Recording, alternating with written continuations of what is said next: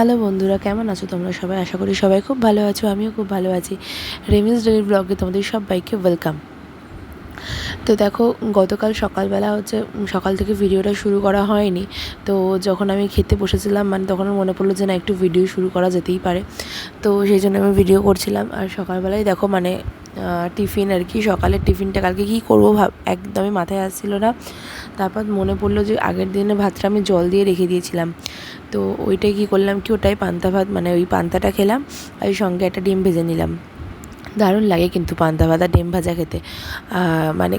তোমরা কারা কারা কীভাবে পান্তা ভাত খাও কিন্তু অবশ্যই আমাকে জানাবে, ঠিক আছে? আমি কিন্তু পান্তা ভাত ডিম দিয়ে আমার ভালোই লাগে খেতে। আর এই দেখো, তারপরে রান্না বসিয়ে নিয়েছিলাম। তো সবজি তেমন একটা ছিল না, কারণ বাবাও দুদিন ধরে আসেনি বাড়িতে, আর সুব্রতও আসেনি আগের দিন। তো সেই জন্য বাজারও সেরকম করা হয়নি। তো যেটুকু সবজি ছিল সেটুকু দিয়েই রান্না করেছি। সুব্রত গতকাল আর কি, গত 1 তারিখে গতকাল আর কি, যেহেতু ভোট ছিল সেই জন্য ও বাড়ি গিয়েছিল ভোট দিতে। সেই জন্য ভোট দিতে বাড়ি গিয়েছিল। তারপরে ভোট দিয়ে বিকেলবেলা আর কি এখানে আসার কথা ছিল। তো দেখো, আমি ওই বাড়িতে যেটুকু সবজি ছিল সেই সব দিয়ে আর কি রান্না করেছিলাম। পটল ছিল, পটল আলু মাছ দিয়ে ঝোল করে নিয়েছিলাম, হালকা পাতলা ঝোল। কারণ আমাদের সবসময় তরকারিটা না একটু লাইটই করি, কারণ মেয়ে খায়। চেষ্টা করেছি একসাথেই সবটা তরকারি করার, যেটাতে মেয়েও খাবে আমরাও খাবো, তাতে আমাদেরও হালকা পাতলাই খাওয়া হবে। কিন্তু জানো তো, মেয়ের পটির সমস্যাটা এমন বেড়ে গেছে, পেটে ব্যথা এমন হচ্ছে। আজকে বাধ্য হয়ে আর কি, আজকে হচ্ছে 3 তারিখ, বাধ্য হয়ে আমি ওকে, এত পেটে ব্যথা করছে, আমি ওখানে লোকাল ডক্টর দেখালাম।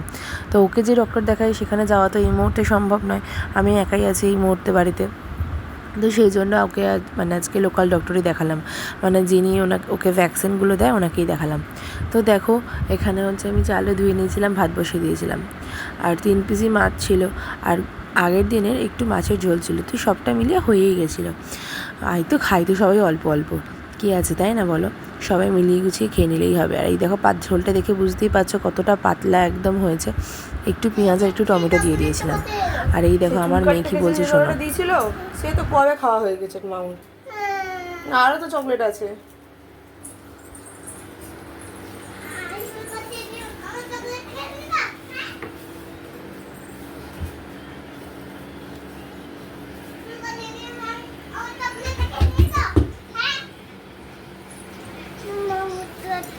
মামু বুঝতে পারছে না। তো দেখতেই পেলে যে ও কতটা রেগে গেছিলো। ওকে না ওই যে চকলেটটা আগের দিন তোমাদের গিফট যখন আনবক্সিং করেছিলাম তখন দেখালাম না, একটা চকলেটের বক্স ছিল। তো ওই চকলেটটা ওই আমার দিদিভাই দিয়েছিল। তো ওই চকলেটটাই ও খাবে বলে বায়না করছিল। তো বাইরের জিনিসকে কিছুই দিই না, ও চকলেট কিন্তু একদমই খায় না, কিন্তু এই হাতে নিয়ে বদমাইশি করবে, খেলবে, ওটাই ওর কাছে মজা। তো ওই জন্য ওই চকলেটটা ও যখন হাতে নেয় খাবে বলে, ও তো আর খায় না, লাস্টে কী করে আমার ভাই খেয়ে নেয় বা আমি খেয়ে নিই, এরকম হয়। তো ওই জন্য ও কালকে খুব রেগে গেছে যে ওকে চকলেট দিতে বলছে, দিচ্ছে না। দেখতেই পেলে আবার মামুকে গিয়ে কীরকম রাগও দেখালো। ওর যত রাগ যত কিছু ওর মামুর সাথে। হ্যাঁ, খুবই ভালোবাসে মামুকে, খুবই ভালোবাসে, মামু ওকে খুব ভালোবাসে। কিন্তু কী বলো তো, ওই যে বললাম, এই একটু রেগে গেলে দেখলে তো কীরকম রণমূর্তি ধারণ করে, একদম বড়দের মতো রাগ ওর। এইটুখানি বয়সে এত রাগ, সে বলার কথা না। তোমরা নিশ্চয়ই দেখতেই পেলে। তো যাই হোক, দেখো, আর ওটা আমি কি রান্না করছিলাম বলো তো? মাছের তেল না, সবাই বিভিন্ন রকমভাবে অনেকে খায়, কিন্তু আমিও ওরকম আলু বেগুন দিয়ে বা কোনো না কোনো চচ্চড়ির মাধ্যমে খেতাম আগে। কিন্তু আমার ভাই না একটু ভাজাটা খেতে ভালোবাসে, ওই জন্য মাছের তেলে একটু ভেজে নিয়েছিলাম সেই জন্য কালকে শুধু পটল আলু মাছ দিয়ে ঝোল করেছিলাম, আর মাছের তেল ভাজা করেছিলাম, বাস আর কিচ্ছু করিনি। আর মাছের তেল ভাজা যদি অনেকটা থাকে তো ওটা দিয়েই না ভাত খাওয়া হয়ে যায়। একটু শুকনো লঙ্কা, তেলের মধ্যে একটু শুকনো লঙ্কা ফোড়ন দিই, আর মাছের তেলটা ভাজা জাস্ট জমে যাবে। অনেকে না ইলিশ মাছের তেল ভাজাটা আমরা এরকম করে খাই, আর এটা রুই মাছ বা ভালো পোনা মাছ বা কাতলা মাছের তেল এরকম করে খাই আমরা, এরকম আর কি খেয়ে থাকি। তোমরাও ট্রাই করতে পারো, কিন্তু ভালোই লাগে। আর এইটা দেখো, সন্ধ্যাবেলার ভিডিও, দুপুরবেলা তেমন কিছু আর ভিডিও করা হয়নি, এটা সন্ধ্যাবেলার ভিডিও। আমার ভাই গিয়েছিল জিমে, আমার ভাই আর অসীমা দুজনে গিয়েছিল জিমে।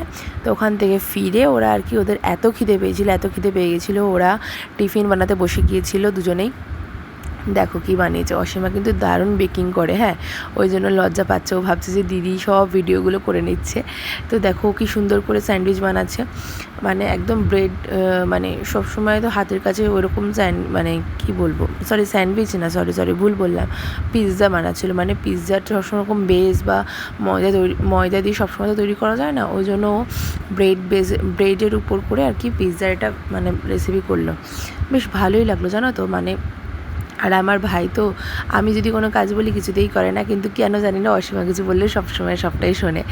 তো যাই হোক, আর এই দেখো ওগুলো বানাচ্ছিলো, আর তারপরে হচ্ছে ওর বাবাও চলে এসেছিলো।